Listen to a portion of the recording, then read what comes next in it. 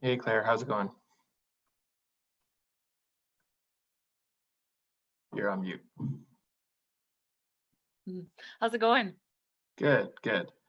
We're just, oh,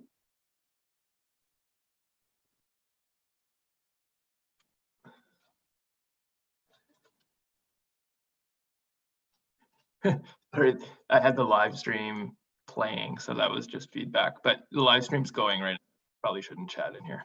Okay, sounds great. Yep.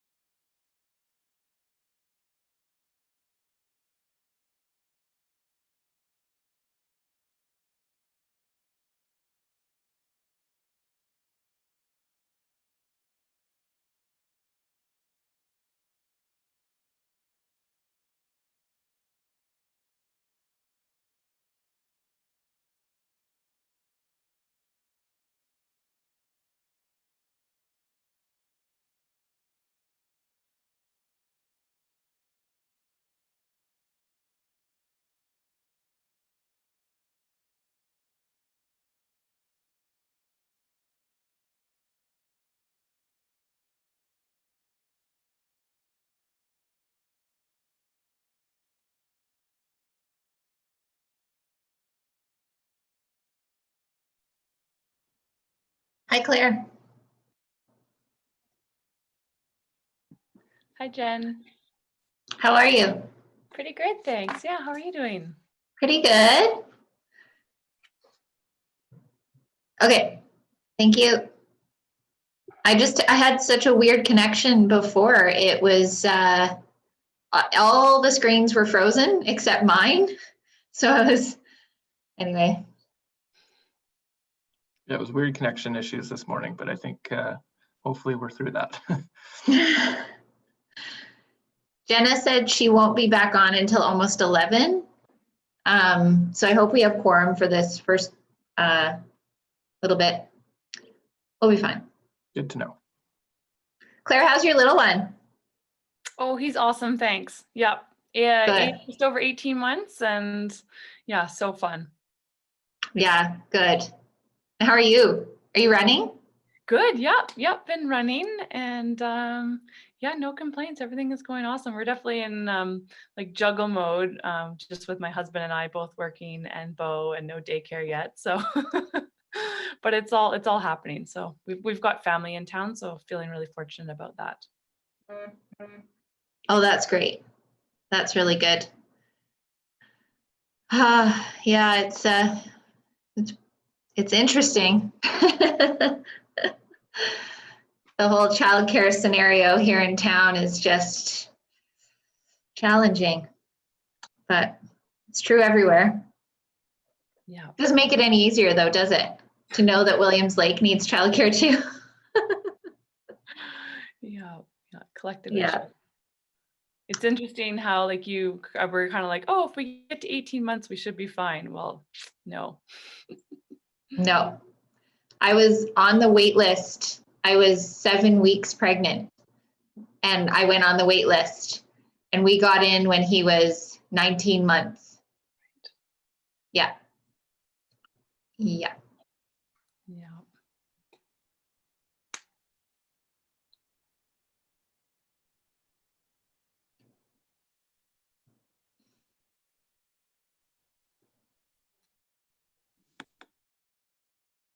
Hello, everyone.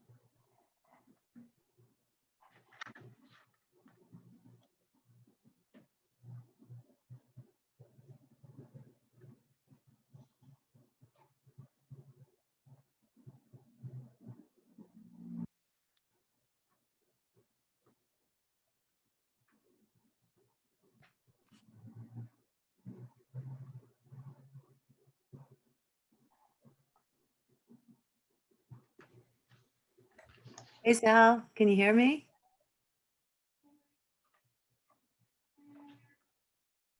Should get Yes. going. Thank you very much. I think you covered it really well for us. Answers work the best, but Right, it is 10:30. I do see, oh, yeah, I see Tony here. Tony, are you going to start the meeting? Yes, I am. I decided that I really should declare that conflict now so that Fine Peace are aware of it, and anybody that's joined the live stream will know why I'm taking off. So I'll just do that very quickly. Are we all waiting for Director Crompton?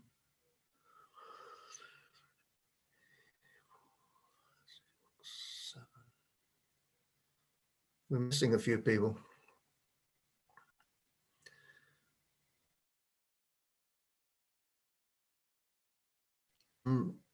Ready for presentation?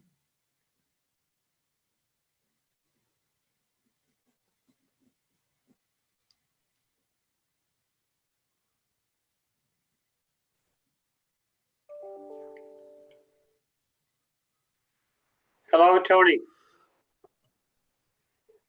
Russell, you're there. So that's 1, 2, 3, 4, 5, 6, 7, 8. We're still missing 2 people.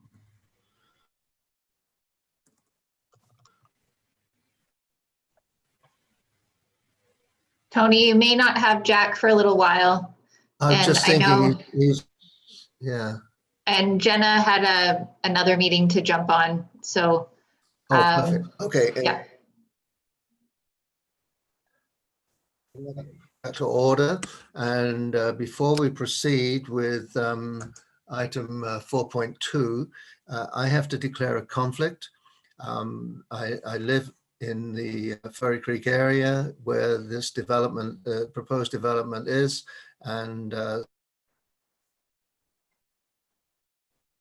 so I'll be over to Director Ford. And Graham, please put me in the waiting room, and I will see you all later. Thank you. Thanks, Terry. I will do that. Okay. Thank you. Could I have,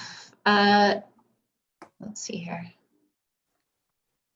Could I have someone move approval of the agenda as laid out in the package? Moved by Director Demare, seconded by Director Birch Jones. Call the question, all in favor. Any opposed? Motion carries. I guess we already did that. So let's move on to 4.2, and we have staff here to talk to us.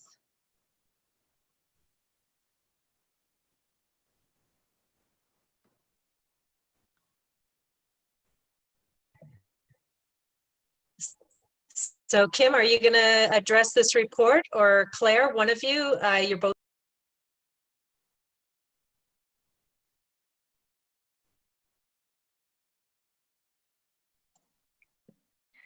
Yes, I can address the report. Thank you. Shall I share my screen? Okay. Yeah.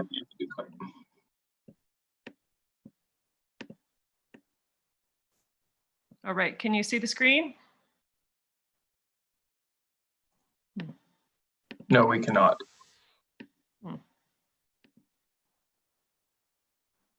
Okay.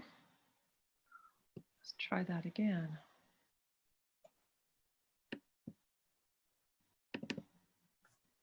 While staff is setting up, Director Ford, just a reminder, I'll be signing off just before 11 for about an hour. Are you able to see my screen now? Yes, thank Okay, you. And excellent. thank you, Director Richmond. We'll keep that in mind. All right. Okay, excellent. Thanks, everybody.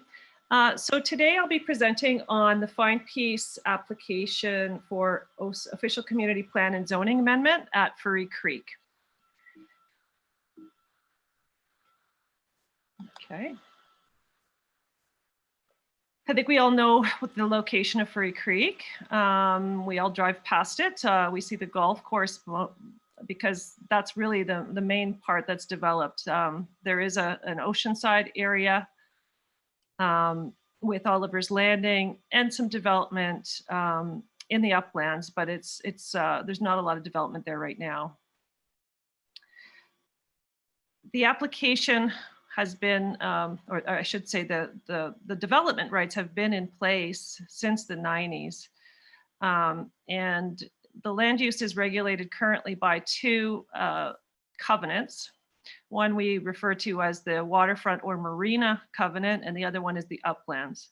The waterfront covenant allows for 250 units, the uplands for 670 units, for a total of 920 residential units, plus 15,000 square feet of commercial, which was originally meant to be located at Lot 4, which is near Oliver's Landing.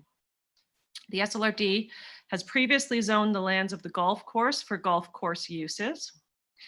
And much of the uplands remains unzoned at this time. The amenity provisions that are set out in the waterfront and uplands covenants, mostly in the uplands covenants, and those would be upheld through the rezoning application. So just to go through, for the board's memory, we had a resolution back in 2019 that granted permission to proceed. That's back when we were doing permission to proceed reports. Staff have been working diligently with the applicants since then.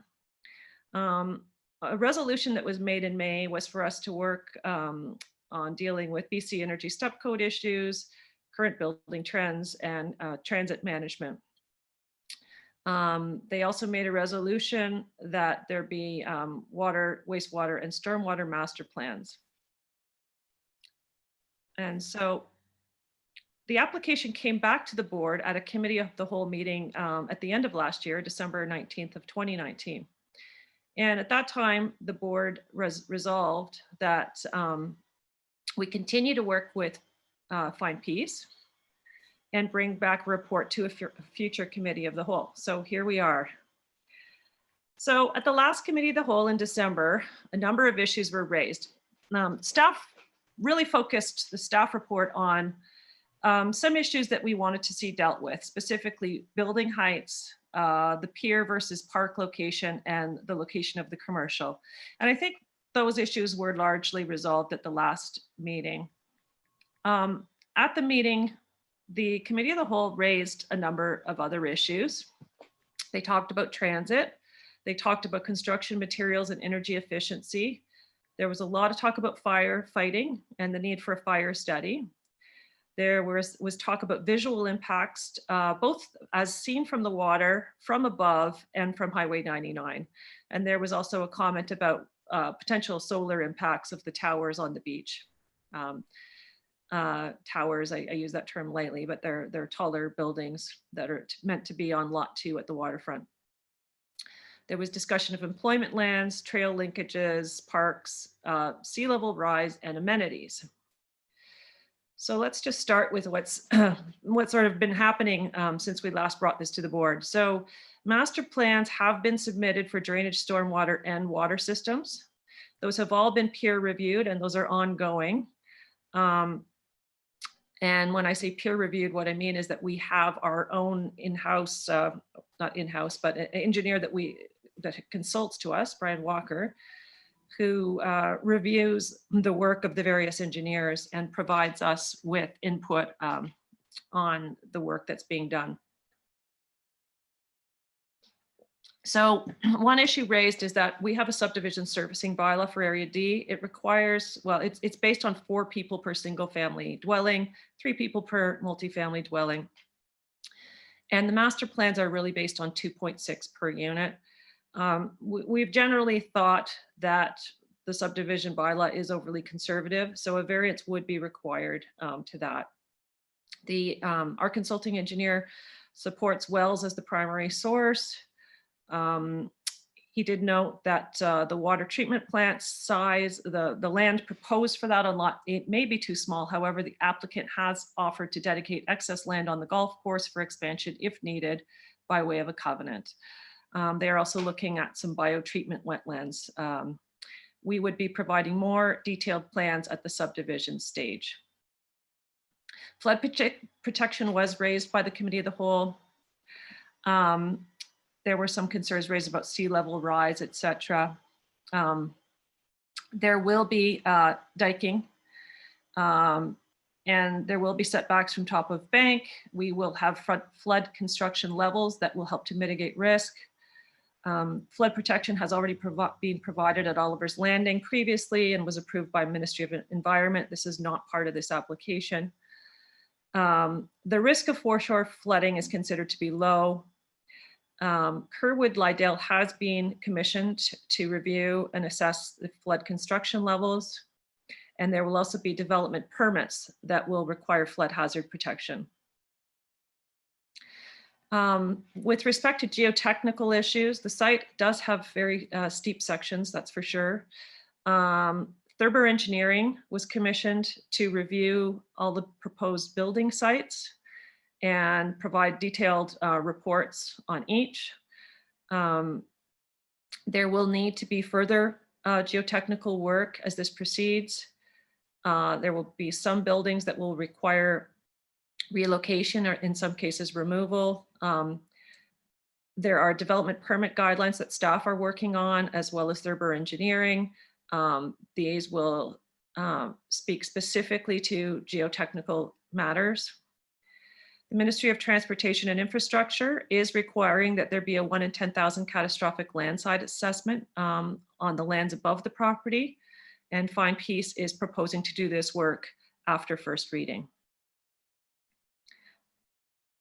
This next view shows you some of the neighborhoods that are being proposed. They've been given various names, but you can see sort of the extent of the development in and around the Furry Creek Golf Course. With respect to transportation and public transit, that was raised by the Committee of the Whole. Proposed transit stops have now been identified. BC Transit has been involved. They've recommended a southbound pullout to accommodate an on and off ramp for BC Transit vehicles and to safely maneuver the stop. Fine Peace will provide accessible well-lit bus stops and shelters at the southbound and northbound stops. An internal route has been identified, but it is not likely at this time that it'll be required. And there is a proposed park and ride area on an unused portion of Moti right-of-way that is also being proposed that will help support transportation demand management measures. With respect to environmental assessments, Cascade Environmental Resource Group did conduct a bioinventory assessment, and it included a number of recommendations for development and mitigation of impacts. Subsequent studies for each neighborhood have been provided, and there are development permit guidelines that will be prepared to address site-specific environmental matters. Parks and trails were another item that was raised, an open space. There is a network trail that is being proposed throughout Furry Creek. There's also a very nice loop trail that goes in and around the Oliver's Landing area and by Lot 2. There is a trail proposed that will connect the residents of Lot 2 and Oliver's to the commercial area under the highway through an underpass that's in existence. And also back in August of 2020, the UES department at the SLRD was given the go-ahead to review regional trail connections in the Howe Sound area. So they will be looking at how the Furry Creek area may connect to the Sea to Sky Trail and to north and south to Britannia and Porto. Visual impacts were raised, as I noted earlier. The applicant has been working diligently on this. Here are some views, and these are from above. And so one of the concerns was, how will this look from, being out in a boat on the ocean or something? So these visuals probably don't give the full impact. You'll probably see even less when you're at sea level. But generally speaking, most of the buildings are at about existing tree height.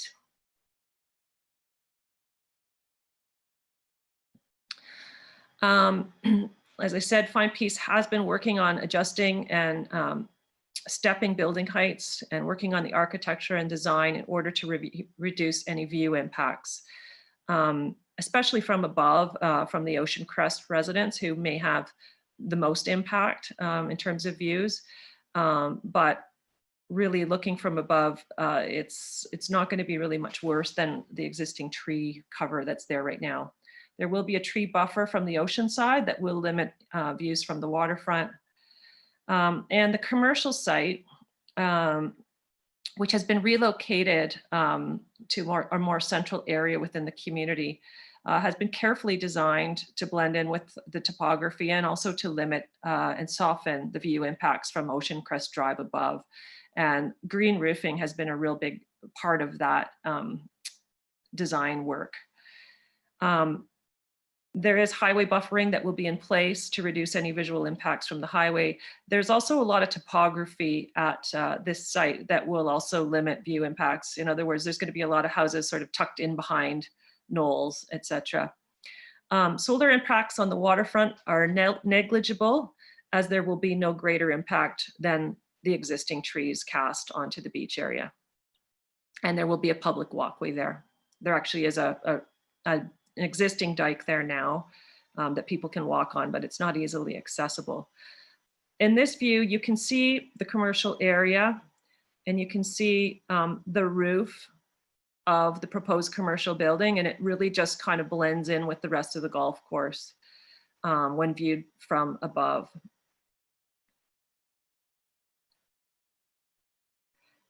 So the new commercial location will be more central to the entire community and would cater to community needs.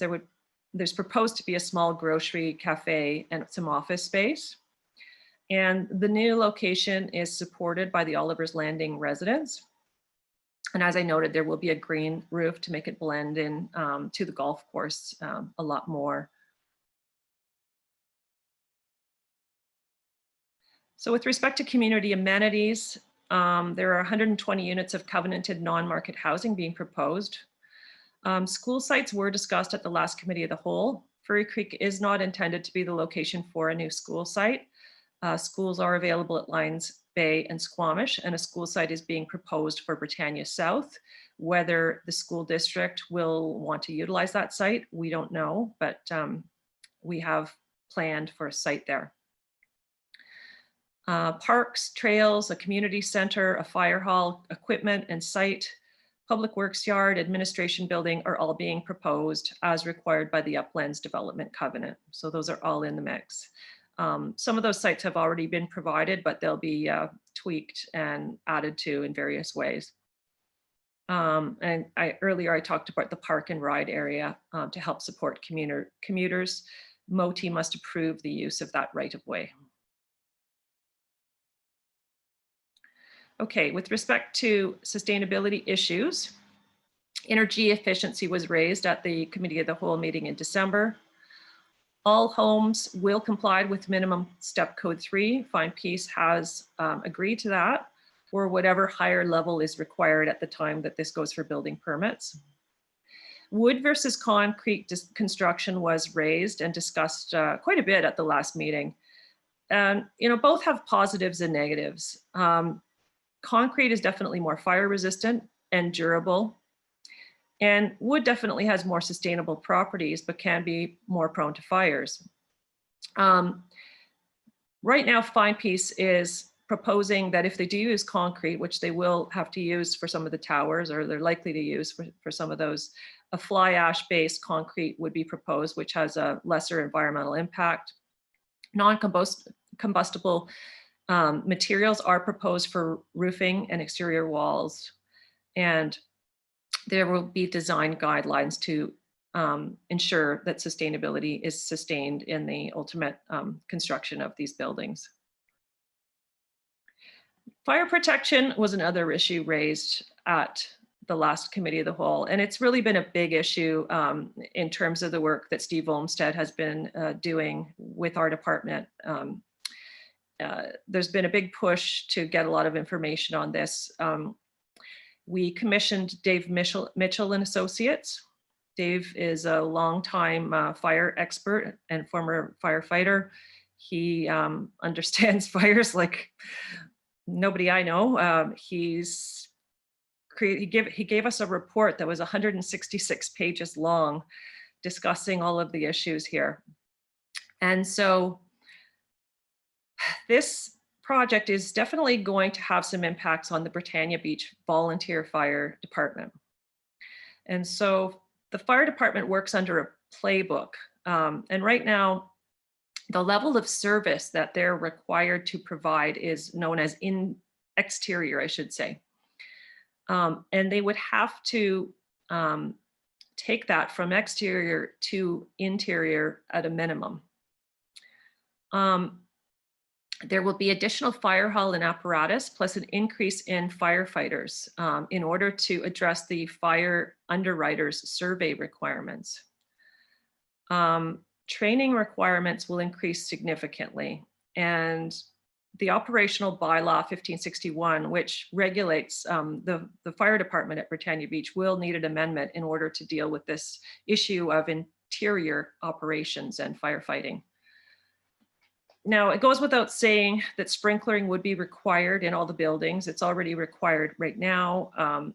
It's going to be required at any buildings at Britannia South, the Tiger Bay properties.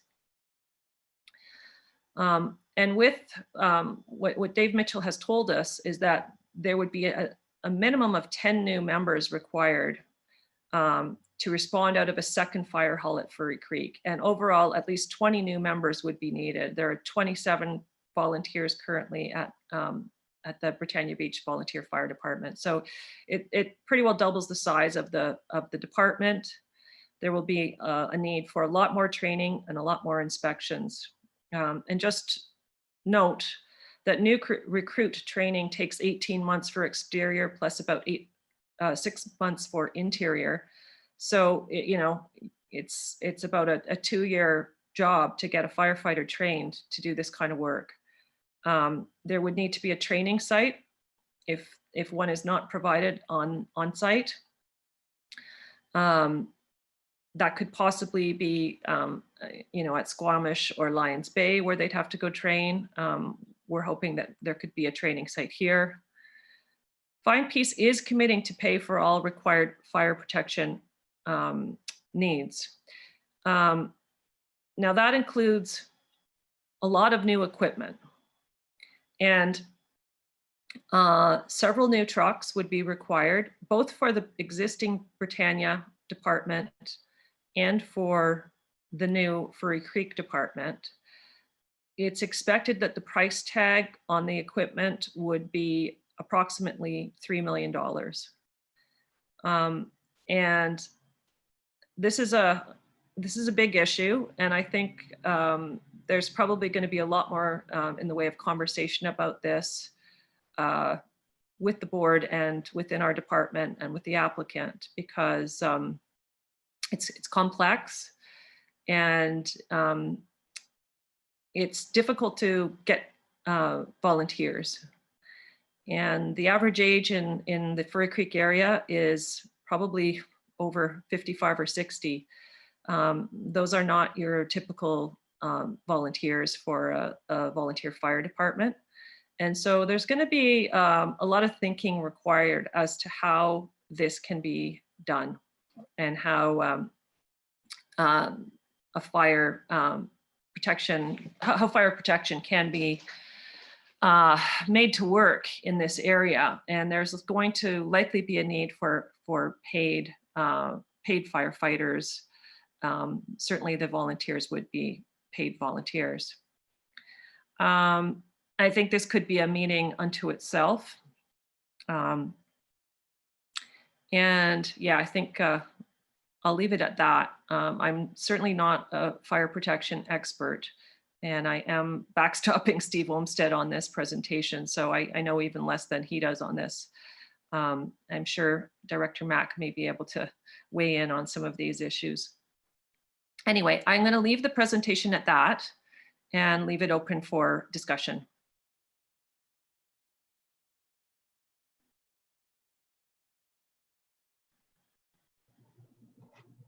Okay, thank you very much. Director Richmond, and then Director Race. I'm just gonna, if I may, make a couple of quick comments, last questions before I have to run off. And I guess I'll get some of the answers later, but thanks for the presentation, Kim. as you said, the fire protection thing is going to be a huge challenge.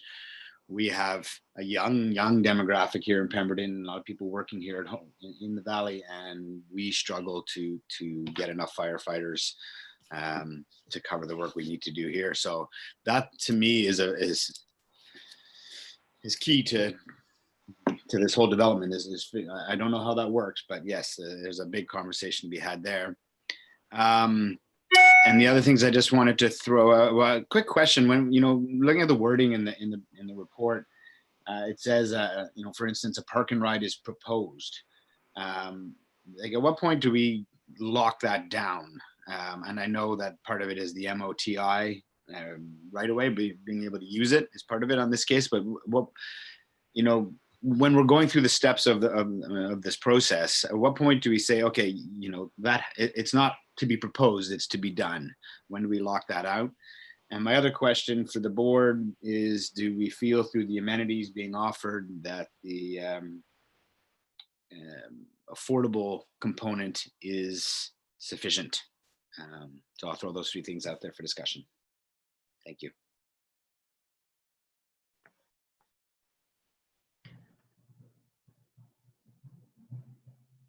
Director Race?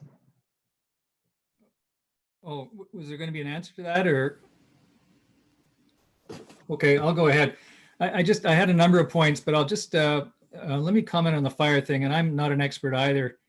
But Squamish has gone through sort of the same process or the same difficulty with volunteer fire departments. And back in the days of BC Rail and in the sawmill and so forth, where we had heavy industry in town, we did have a significantly volunteer fire department, and with those shutting down and more people commuting and therefore out of town during the day, the whole volunteer program has become a lot more difficult. And when you look at this development, significantly, perhaps not entirely, but significantly, some of these people will be working out of town. And so that makes them possible volunteers, but just it's problematic, and it leaves you a little bit low of complement during certain times. So my thoughts on that were, first of all, and Ms. Needham touched on it, I think we're going to have to consider some full-time people. And those guys aren't cheap. It's IAFF rules and rates. And so we'd have to think about how this development might pay for it or share it with the other development in the Britannia area, which they would service as well. The second thing that occurred to me, and again, staff touched on this, is the materials and the fire standards during construction, because I think ideally you'd prevent the fire or you'd stop it from spreading quickly to start with. And so I'm assuming sprinklers would be installed in all these buildings. If not, I think that's an obvious choice to require that. The second thing that occurred to me, though, and I'm not an expert in this either, but I know in some of these multifamily buildings, there are separations, fire separations between units. And that's set out in the building code. And we might consider raising the standard beyond what might be prescribed otherwise to reduce the chance of fire moving from one unit to another. And also some of the areas around the buildings to create distance between trees and other vegetation and so forth, and get quite prescriptive about that, like they do in the Okanagan, and we're starting to do in Squamish actually, to try to minimize the danger to the extent we can do it. The other quickly was the views from the water. And I happen to go by that development all the time in my boat. And so ever since this has popped up, I've been looking over at it. And personally, I don't think that's going to be much of an issue. I mean, right now there's the Furry Creek or the, I forget the name of that development, but the townhouse development that's there where Director Rainbow lives. Not as high, of course, and not as big, but when you're in the middle of the sound, which is about half a mile offshore there, it's almost invisible. It's not like these buildings stand out on a flat plane. They are overwhelmed by the topography in behind. And so the amount of building that might go along in the waterfront there, I think would, from the water, is not going to dominate the scene at all. I mean, you'd have to be standing right in front of the building to to miss the stuff in behind, because there is so much height and topography in behind. So I don't think that's an issue. My question is, well, I had two questions. One is with respect to the non-market housing. And I know we were talking about having a discussion about what's affordable housing and so forth, and I think that'll be important to feed into this. But the question that comes up, and you don't have to answer it right now, is whether it would be rental or whether it would be sub-market sales, and who might manage it going forward. And then the second question I had is going back to the bigger picture. This property, as you highlighted, was given development rights way back actually in the 90s. And I'm just curious about the need for the rezoning, and what is the rezoning doing to those development rights? I understand we're not increasing the number of units, but are we changing the location? Are we changing the type? And I'm just wondering if you could just summarize that, generally speaking. Thank you.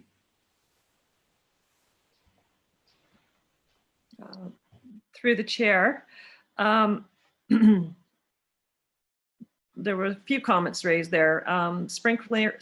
Sprinklering is required. And with respect to the non-market housing, I won't get into the details of that because those haven't fully been worked out in terms of ownership and management. With respect to the need for the rezoning, the reason that this is being rezoned is that because it's primarily unzoned. And so this will provide us with some certainty about the zoning. So this will actually take it from unzoned, which doesn't give us a lot of control really. I think we've talked about this at the board before, and this will provide us with zoning certainty. So it'll basically lock down the uses in a very detailed way and allow us to really finalize the development at Furry Creek that's just been sitting there for decades. So this will give us a full and final package of what this thing is going to look like, and it'll basically add some precision to the deal.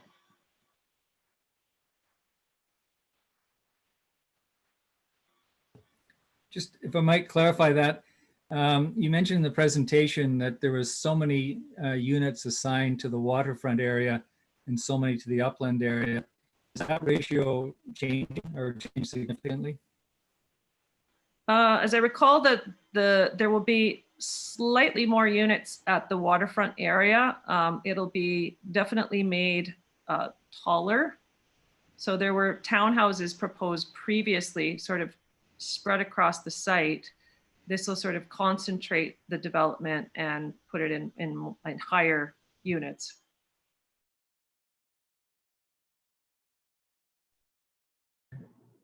So I've been advised that the developers are on hand and available to answer questions like who will manage if you wish, or we can wait. I would poll the board if you would like the developer to answer questions. Otherwise, we can save those. Does anyone else have questions? Director Birch-Jones, go ahead. Thank you, and thanks for the report. I just had some questions along the wildlife lines. I was pretty excited to hear about this wetlands as a biotreatment possibility. Also, of course, the green roofs, and I'm amazed they're going to leave the trees in front of those amazing view, tall buildings on the ocean. But all of that is going to attract a lot of birds and other wildlife. And I saw there were some studies done. And I'm just wondering how wildlife is accommodated. Like, it's sort of referenced, I think, in the report that the studies were done and recommendations were made, but I don't see a lot of how. I'm sure it's incorporated, but it's not really obvious in the report. And I did mention the windows that were bird friendly, that birds can see, that could be considered in the construction. Just the placement of these windows are just going to be a pretty high bird kill rate just in the natural course of things. So I think, yeah, obviously the underground highway and the trail system and all of that are going to be obvious corridors for wildlife as well. And I'm curious about sort of how that's going to be accommodated. Thank you.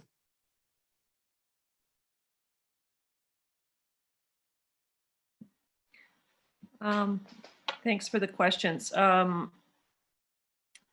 can't speak to the windows. I don't have an answer for that. Maybe the developers will. The corridors for wildlife, I mean, the site isn't existent, it's a development site.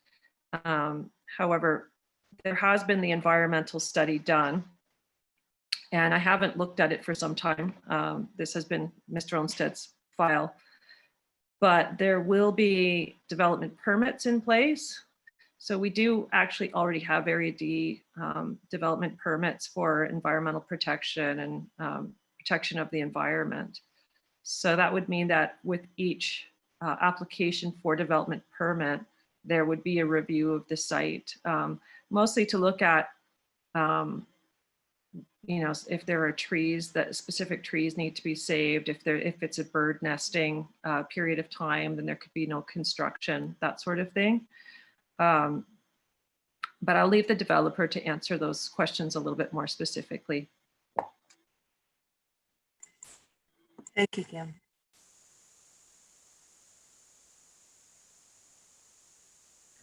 Are there any other questions? Director Stoner, did you put up your hand? Okay. Yeah, I did. I also think I saw Director Demare with his hand up just as a flag for following. Picking up on Director Birch Jones's line of questioning a little bit, I am curious if the SLRD has a tree retention or management bylaw specifically, or if it's only included in our environmental DP guidelines for specific trees that may have environmental purpose, but not necessarily trees of certain size. And I think that this is an interesting one because it kind of goes hand in hand with the fire protection. I will just state that when I looked through the pictures that were presented by the developer, I think that they're probably unrealistic, either from the fact that those trees will either get cut down during construction or the proximity of those trees to the buildings from a fire perspective are not really that legitimate. So we often push back in Squamish around false renderings from developers. And I think that recognizing this is early on, but that's one that really stood out to me when I looked at those pictures. So that was one question just with regards to the tree management bylaw. And then my second question was, there was a note in the package from the developer that they're looking to pursue ongoing conversations with Forest BC to connect into natural gas. And I'm just curious if the developer has ever considered looking at alternative forms of energy as opposed to fossil fuel based. Thanks. Through the chair, I can speak to the issue of tree cutting and tree protection. In Area D, we do have a development permit, and that we've had a lot of issues in certain parts of Area D with tree cutting, particularly around people wanting to cut trees to open up views. And what that does, of course, is it degrades the slopes and can cause slope destabilization. And so people are not supposed to be cutting more than 2 trees, and there are limits to the size that they can cut without a permit.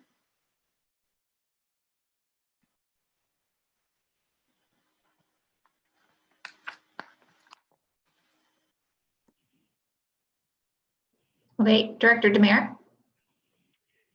Yes, I just have one question, and that's the proposed bus stops, north and south bus stops. Will there be a footpath to both of them so that people, it looks like there's a tunnel underneath.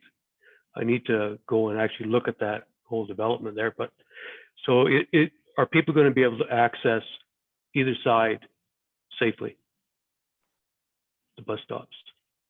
Through the chair, I'm going to leave that for Mr. Geller to explain how the routing of that works, because he's been more involved with that than I have. Thank you.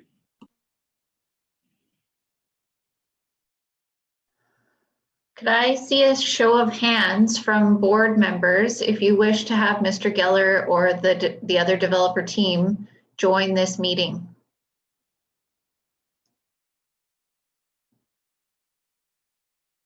No?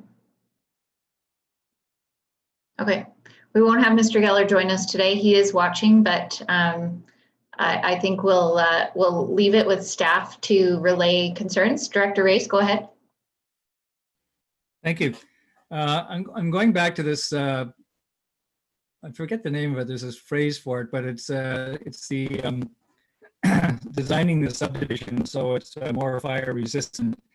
And we've just gone through a study of this in Squamish, and it's something I've seen just when I was doing property transfers and so forth, properties in the Okanagan that are on some of the titles out there, with the type of vegetation or the type of treatment that you can have and the proximity to wetlands and so forth.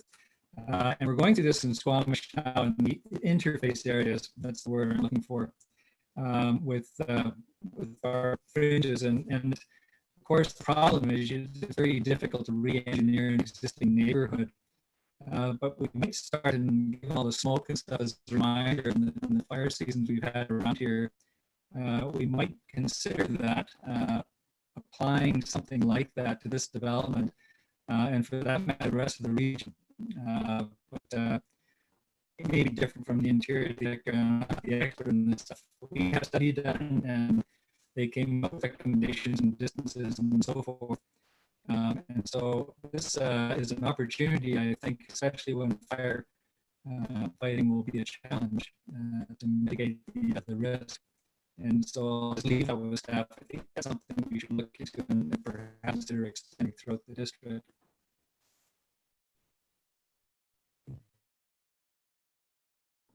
Go ahead, Director Stoner. I don't know if others are having a hard time hearing. Director Race is a little bit scrambly. I don't think it was any, it may just be your connection, Councillor Race or Director Race, but I'm happy to, I think, try and translate what he was trying to get at. And I think he was speaking to the development permit area guidelines that Squamish is working on with related to wildfire DP guidelines that would address the interface between built environments and how we design the areas around our built environments and close proximity to wildfire interface zones is something for consideration here, because that's easier to do as you are building a new neighborhood as opposed to trying to re-engineer a already existing neighborhood. I also had a follow-up question, and I'll wear my alternate director hat here, as it's probably something that I should know, but it isn't directly specific to this proposal, but as we also talk about the additional 120 affordable housing units in this new development, we did get a traffic impact study, or at least to some degree, that said that that would be fairly nominal impact, and that the infrastructure was already there in terms of on-ramps and off-ramps from the highway. But as we look at the highway generally through the corridor and the incremental increases across all of our communities, do we have a good understanding of kind of what the threshold is for the highway as a whole?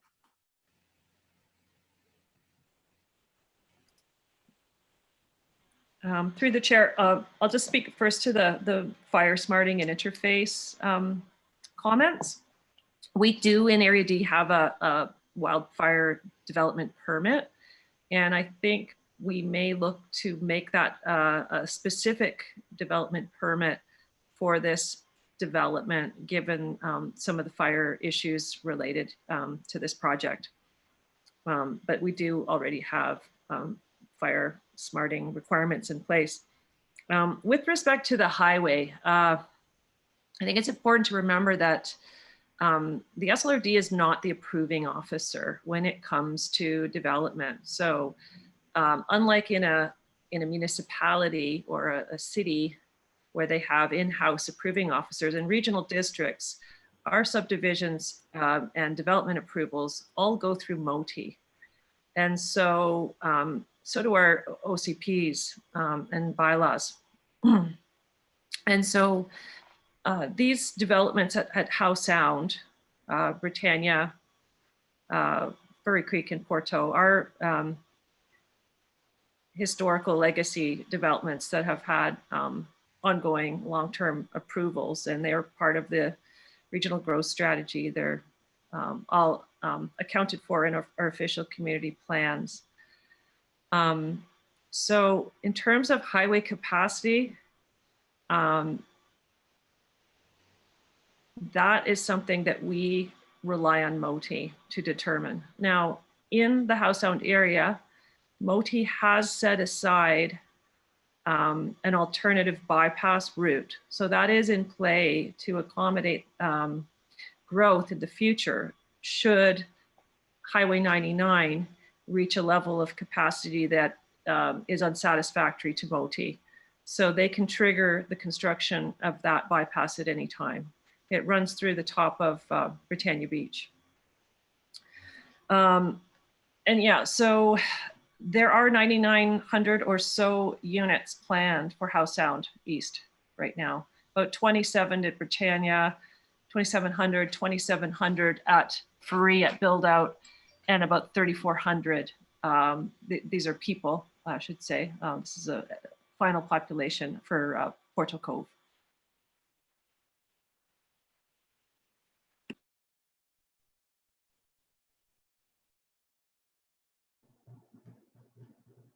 Anybody else? Oh, did we lose? Oh no, okay.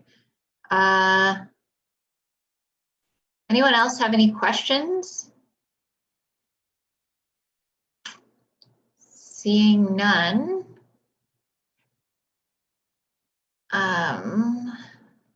Let's see here.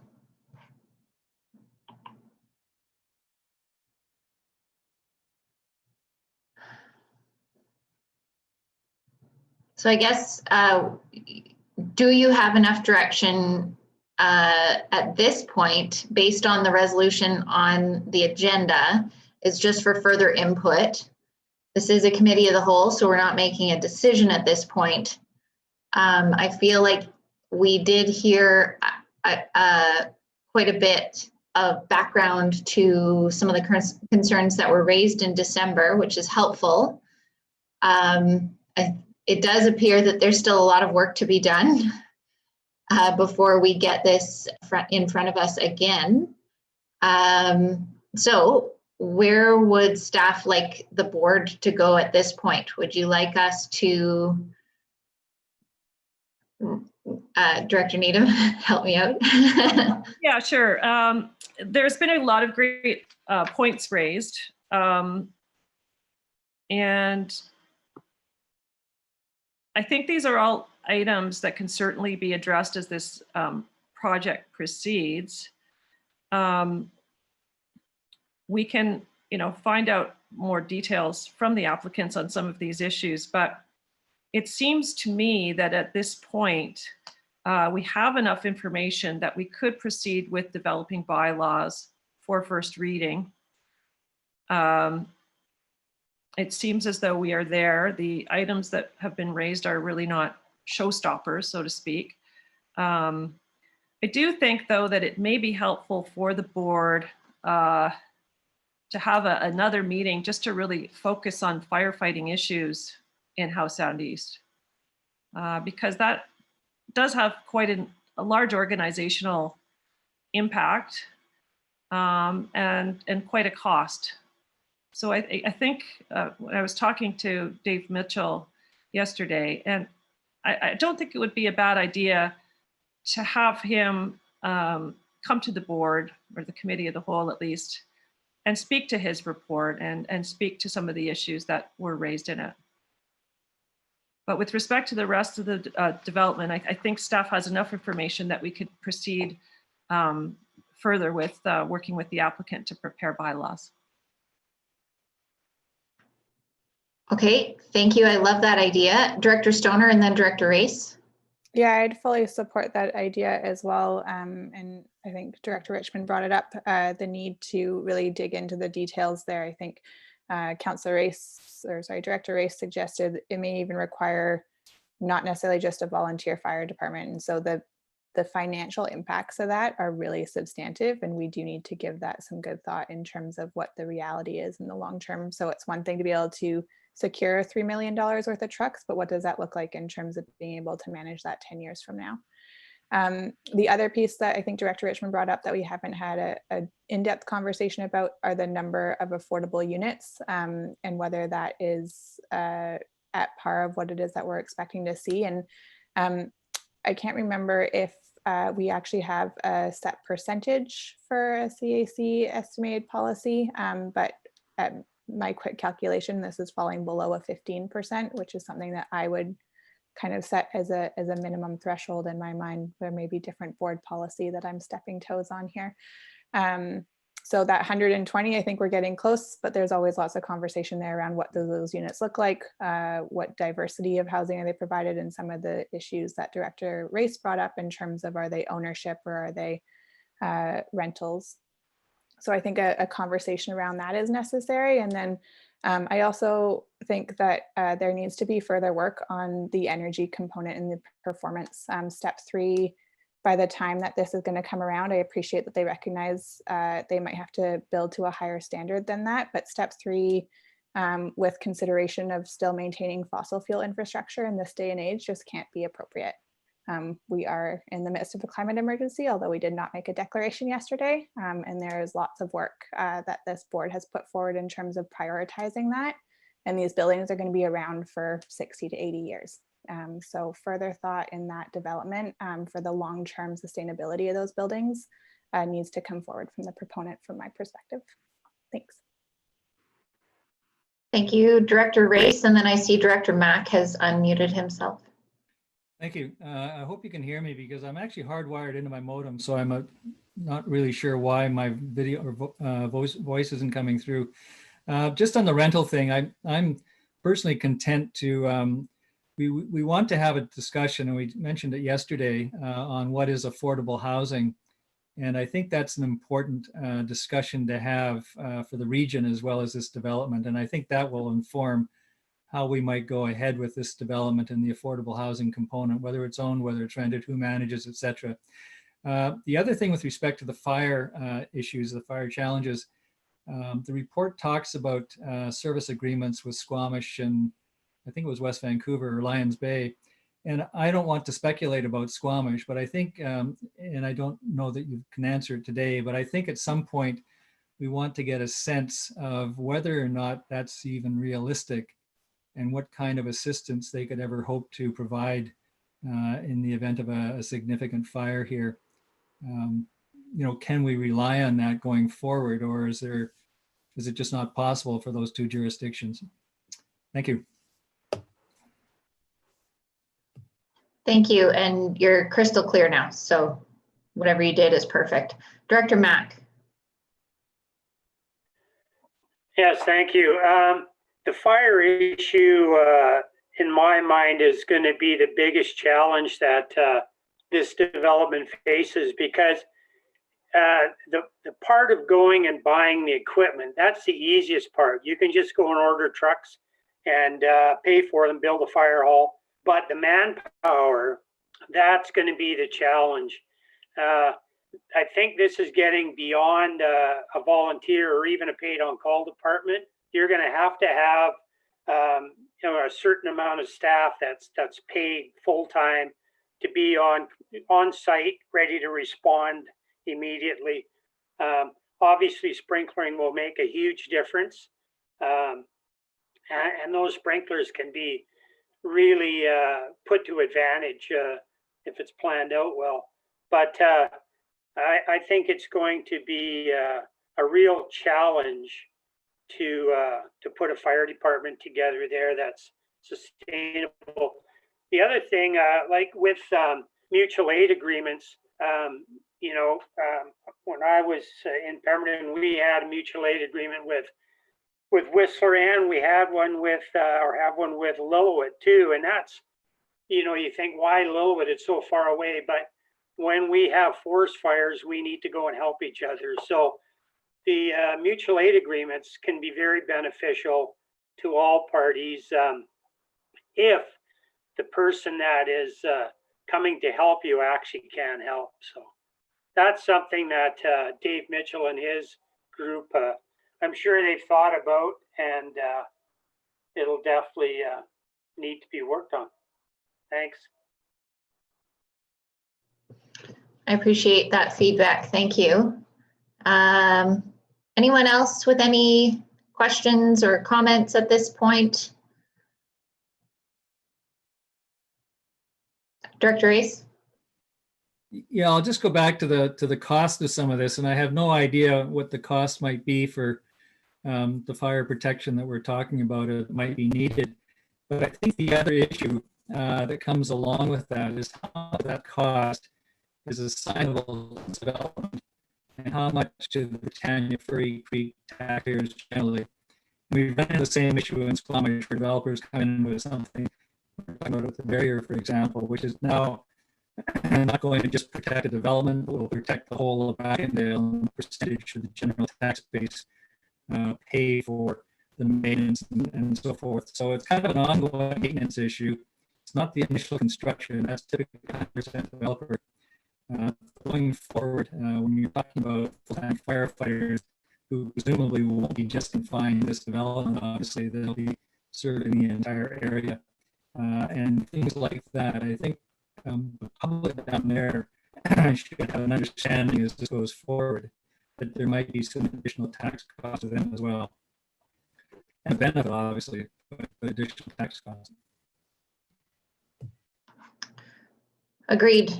You know, and certainly it would behoove us to encourage the developer to also work with the Britannia development, because a similar challenge will be servicing fire service in Britannia.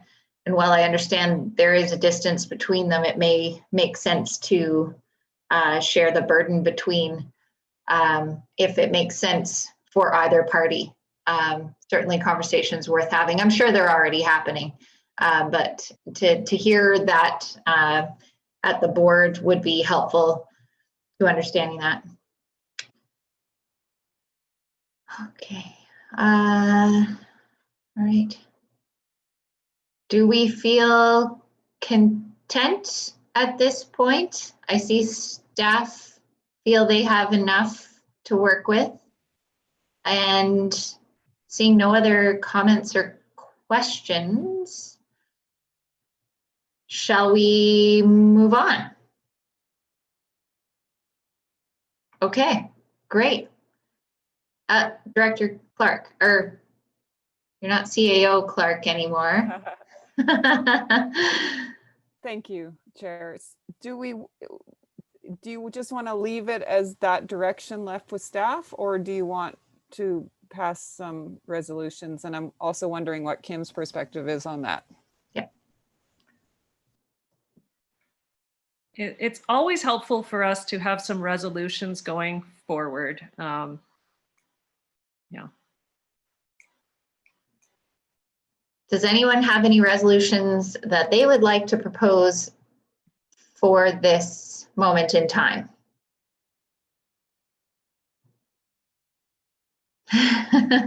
Director Race. I hope, can you hear me now? Anyway, I'm getting these weird signals on my computer. I'm sorry. I've had this problem chairing meetings when staff have come to us with one of these meetings for a feedback on a development, and so we could say, you know, staff are instructed to proceed taking into account the comments received here. And then the question comes up, is there a consensus on the comments received here?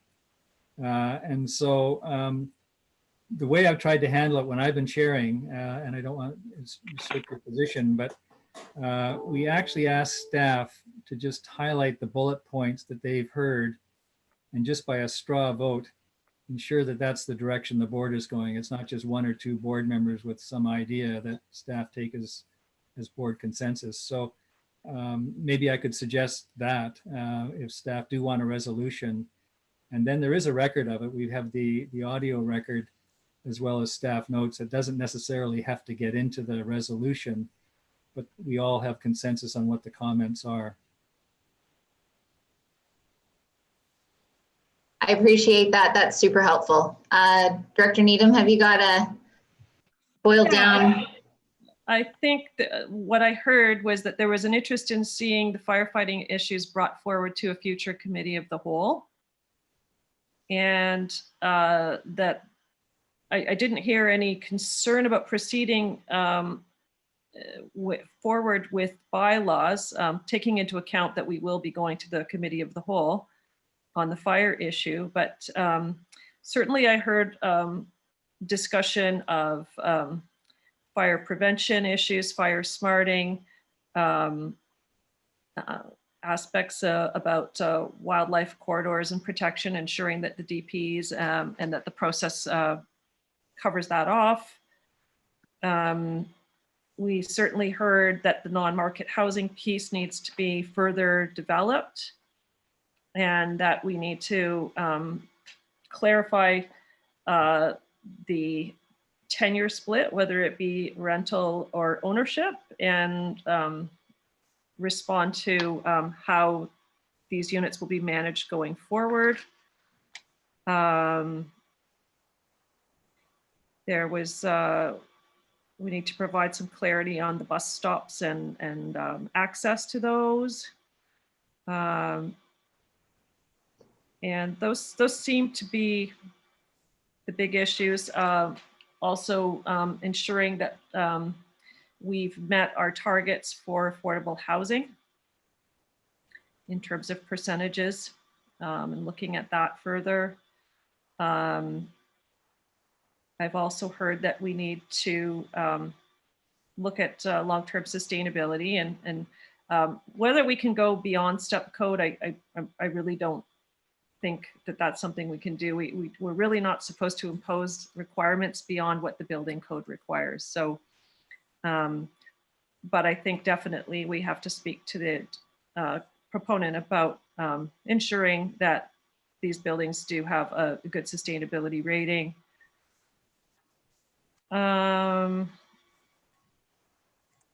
Yeah, and I think the fire issue is the main thing, and we can bring that back to the committee of the whole in another piece. And also looking at the tax implications of that.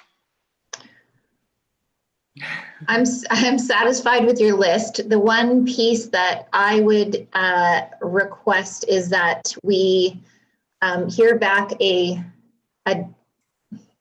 how this proposal meets a definition of affordable housing in mix, percentage of the whole, basically the numbers of affordable units compared with the total number of units. So a percentage that is satisfactory to the board within an acceptable definition of what affordable means. And I think that we're having a lot of conversations about that right now. It is a little bit evolving. And so I'd be curious to hear from staff and the developer of how that definition is being suggested. Anyone else? No? Okay. So a question through the chair. Once we do get through the committee of the whole with respect to fire related issues, and when we bring back a bylaw, or bylaws, I should say, would the board be satisfied that these issues be addressed in the staff report when bylaws for first reading are presented? I feel comfortable with that. Director Mack? Yeah, I would really like to, like if we have a serious discussion on the fire issue, which we need to have, I think we should definitely have Dave Mitchell on board to really give us a professional evaluation of everything. I think that's really important.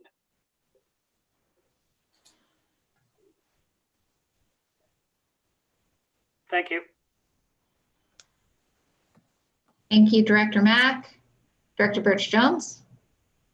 Yeah, I just didn't want to lose the conversation on the biotreatment wetlands, which is pretty exciting, but also introduces some other considerations and just the consideration of the windows that the birds can see, but that don't bother the people too much. That's a difficult piece for us to mandate. As far as we can require certain levels of energy efficient windows, but how they dress their windows is not something we can put into a bylaw, I don't think. No, but totally fine, and I understand that. It's just such an incredibly rich area for birds, and some of the features of this are going to be making it even more attractive, actually looking at it. And so it's well worth the developer taking into consideration. Thank you. Agreed. Okay. So straw poll, is everyone comfortable with the list as presented? All right. I like thumbs up. Thank you all. That is great. Shall we bring Chair Rainbow back into the conversation for the next part of this meeting? Okay. Did you want to, Donor, go ahead. did you want a motion to that effect that staff continue to pursue work on this with the list of comments provided at the committee of the whole from September 17th, 2020? Yes, would you go ahead, Director Clark? Sorry, I think Tony needs to go back into the waiting room if we're not quite finished. Thank you. He's gone. Okay. Moved by Director Stoner then? Sorry, can I was too busy worrying about that. Can Director Stoner repeat her resolution, please? I will move that staff continue to pursue work on the fine piece development, taking into consideration the comments made by the board at the September 17th, 2020 Committee of the Whole. Okay. Moved by Director Stoner, seconded by Director Race. Any further comments from anyone? Thank you. Call the question. All in favor? Any opposed? Motion carries. Okay. Come on back, Director Rainbow.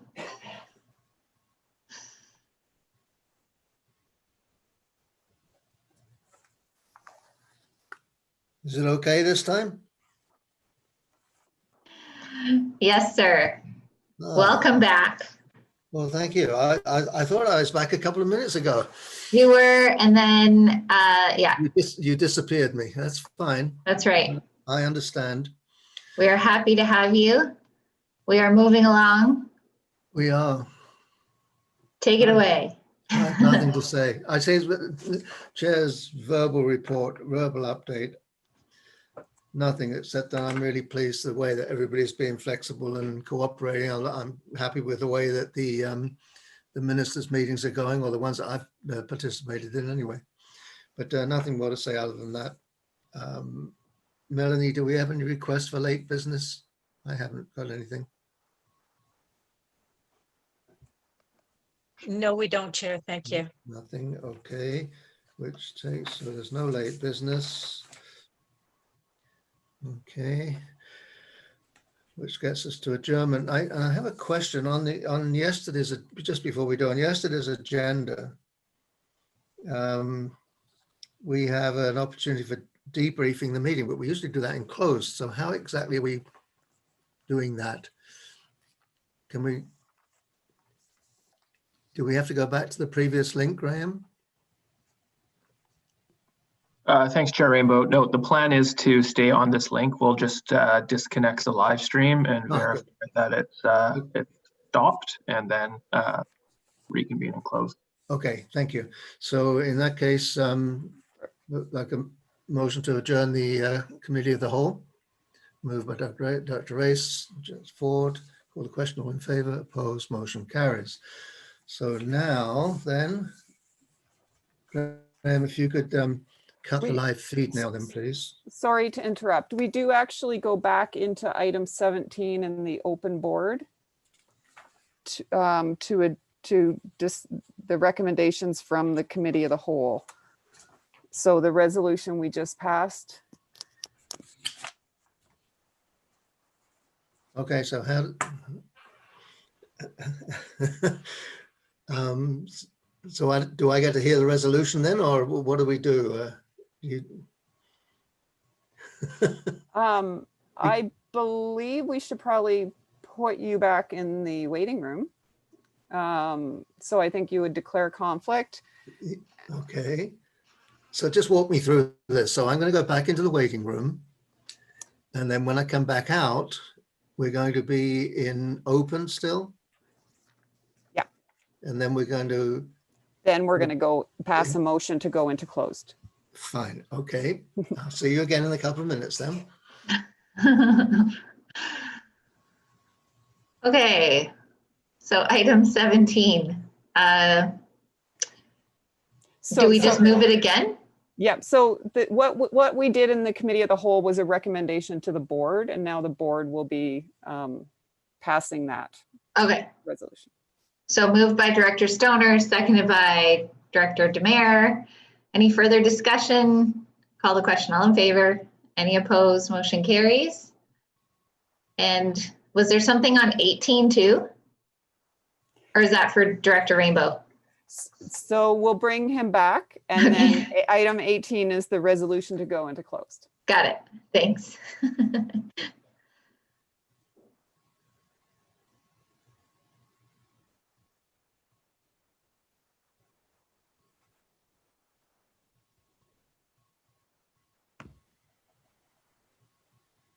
Okay. You're back. I am. Yeah, I'll save my question until we get into the debrief. So now, Kristen, you're going to have to guide me here. So now we're going to close the... So motion to close the meeting to the public, item 18 on the open agenda. I don't seem to have that. Okay, so moved by Director Stoner, seconded by Director Birch-Jones. All in favor, opposed, motion carries.